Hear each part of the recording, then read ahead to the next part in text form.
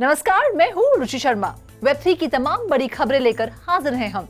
Binance holdings limited के chief executive officer चैनपेंग जाओ ने अपने सहयोगियों को आने वाले कठिन महीनों के बारे में चेतावनी दी है। साथ ही कहा है कि कंपनी मौजूदा चुनौतियों से बाहर निकल जाएगी, क्योंकि क्रिप्टो बिलियनियर कंपनी की फाइनेंशियल हेल्थ के बारे में चिंताओं को दूर करने की कोशिश कर रहे हैं। कर्मचारियों को भेजे गए एक मेमो में दुनिया की सबसे बड़ी क्रिप्टो एक्सचेंज के फाउंडर के रूप में जाने जाने वाले सीजी ने कहा कि डिजिटल एसेट के लिए इंडस्ट्री एक हिस्टोरिक मोमेंट से गुजर रही है और ये कि बाइनेंस एक स्ट्रॉन्ग फाइनेंशियल पोजीशन में है और किसी भी क्रिप्टो विंटर में सरवाइव कर सकती है। ब्लूमबर्ग द्वारा देखे गए मेमो में सीजी ने लिखा है, हम उम्मीद करते हैं कि अगले कई महीने उबड़-खाबड़ होंगे, लेकिन हम इस चुनौतीपूर्ण समय को पार कर लेंगे और हम इसके माध्यम से मजबूत होंगे। उन्होंने इसमें ये भी कहा कि एफटीएक्स के हालिया कोलैप्स ने कस्टमर विड्रॉल्स पर इस हफ्ते की रिपोर्ट का जिक्र करते हुए उनकी फर्म पर बहुत अधिक जांच और सवाल पेश किए हैं। बढ़ते हैं अगली खबर की तरफ। एनरॉन के 2006 के बैंक्रप्सी को मैनेज करने वाले नए एफटीएक्स ग्रुप के सीईओ जॉन जे रे थर्ड ने कहा कि क्रिप्टोकरेंसी एक्सचेंज का कोलैप्स प्लेन ओल्ड एम्बेजलमेंट का परिणाम था, लेकिन इसे पेपरलेस बैंक्रप्सी के रूप में भी डिस्क्राइब किया गया, जिसे उन्होंने पहले कभी नहीं देखा था। रे ने कहा कि कंपनी का कोलैप्स होना तय था, लेकिन इस पर राय देने से इनकार कर दिया कि क्या सिक्योरिटीज एंड एक्सचेंज कमीशन को इसे प्रेडिक्ट करना चाहिए था और जल्द ही कार्रवाई करनी चाहिए थी। उन्होंने बताया कि एफटीएक्स में वॉलेट्स, सेंट्रलाइज्ड अकाउंटिंग और रिस्क मैनेजमेंट की इन्वेंट्री की कमी थी। अनुमान है कि $7 बिलियन से ज्यादा का नुकसान हुआ है। रे ने कहा कि उनकी टीम जितना मुमकिन हो उतना रिकवर करने के लिए काम कर रही है। अब तक उन्होंने गवाही दी है कि क्रिप्टो एसेट में $1 बिलियन से ज्यादा सिक्योर्ड किया गया है। रे ने बताया कि नुकसान के कई कारण थे, जिसमें प्लेन टेक्स्ट फॉर्मेट में रखे गए पासवर्ड के साथ साथ डिजिटल वॉलेट के लिए कीज का इनएडिक्वेट स्टोरेज भी शामिल था।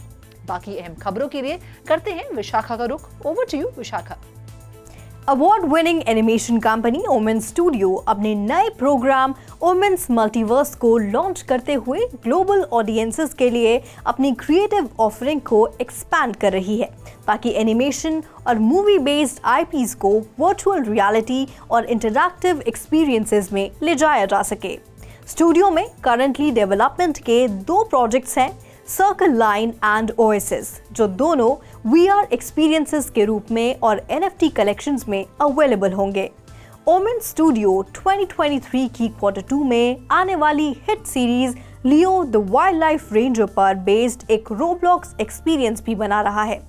ओमेन्स मल्टीवर्स साइट 12 दिसंबर 2022 को लॉन्च हुई है और इथेरियम ब्लॉकचेन पर बेस्ड वेब3 फ्रेमवर्क के साथ आती है। एनएफटी होल्डर्स ओमेन्स के special token women's multiverse token earn करने में सक्षम होंगे, जिसका इस्तेमाल वीआर एक्सपीरियंस में कई बेनिफिट्स के साथ साथ इन वर्ल्ड आइटम्स का दावा करने के लिए किया जा सकता है। अब बढ़ते हैं दूसरी खबर की ओर। बैंगलोर इंटरनेशनल एयरपोर्ट लिमिटेड ने मंगलवार को मेटावर्स पर केम्पेगौड़ा इंटरनेशनल एयरपोर्ट के टर्मिनल 2 का एक्सपीरियंस करवाने के लिए एक प्लेटफॉर्म BLR मेटापोर्ट के पहले फेज के लॉन्च की घोषणा की है। मेटावर्स एक शेयर्ड वर्चुअल स्पेस है जो ऑगमेंटेड रियलिटी और वर्चुअल रियलिटी टेक्नोलॉजी के इस्तेमाल के लिए हाइपर रियलिस्टिक, इमर्सिव और इंटरैक्टिव है। Amazon वेब सीरीज और Polygon के कोलैबोरेशन से बिल्ड BLR मेटापोर्ट बेंगलुरु एयरपोर्ट पर नए लॉन्च किए गए T2 का एक immersive 3D virtual experience offer करता है। इंटरेस्टेड ट्रैवलर्स और पब्लिक साइट पर लॉग ऑन कर सकते हैं और अपने फोन या दूसरे स्मार्ट डिवाइसेस का इस्तेमाल करके वर्चुअली टूर और नए टर्मिनल को नेविगेट कर सकते हैं। BIAL के एक बयान के अनुसार एक 3D इंटरफेस कस्टमर्स को एयरपोर्ट के साथ इंटरैक्ट करने के नए तरीके, जैसे कि फ्लाइट्स में चेकिंग, टर्मिनल्स पर नेविगेट करना, शॉपिंग और दूसरे ट्रैवलर्स के साथ जुड़ने जैसे सोशल एस्पेक्ट्स ऑफर करेगा। Over to you Sandeep. Tech giant Apple European Union से नई एंटी मोनोपोलिस्टिक रिक्वायरमेंट्स के कंप्लाई के लिए अपने डिवाइसेस पर थर्ड पार्टी ऐप स्टोर्स को अनुमति देने के लिए कमर कस रहा है, जिसे क्रिप्टो और एनएफटी ऐप डेवलपर्स के लिए कम से कम यूरोप में एक बड़ी जीत के रूप में देखा जा सकता है।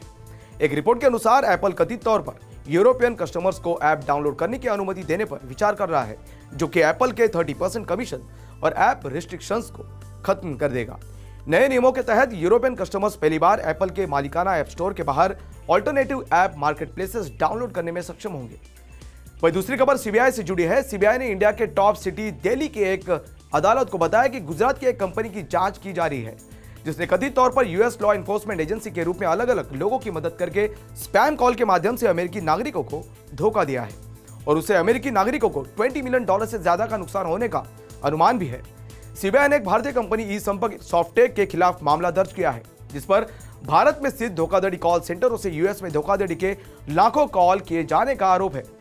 कॉल वीओआईपी प्रदाताओं के माध्यम से किए गए थे और यूएस लॉ एनफोर्समेंट एजेंसीज के कॉन्टैक्ट नंबर होने का नाटक किया करते थे। इसके साथ ही एजेंसी ने कोर्ट को बताया कि इन धोखाधड़ी कॉल के कारण अमेरिका में पीड़ितों को $20 मिलियन से अधिक का नुकसान हुआ है, जबकि इस पूरे मामले पर स्पेशल जज संजीव कुमार मल्होत्रा ने अग्रिम जमानत से इनकार करते हुए कहा कि सीबीआई के आरोपों के मुताबिक आवेदक ने अपने घर से बरामद क्रिप्टोकरेंसी हार्डवेयर वॉलेट के पासवर्ड का खुलासा नहीं किया है, जिसके बारे में माना जाता है कि इसमें अपराध और अवैध लेनदेन की आय शामिल है और उसके लिए हिरासत में पूछताछ जरूरत है।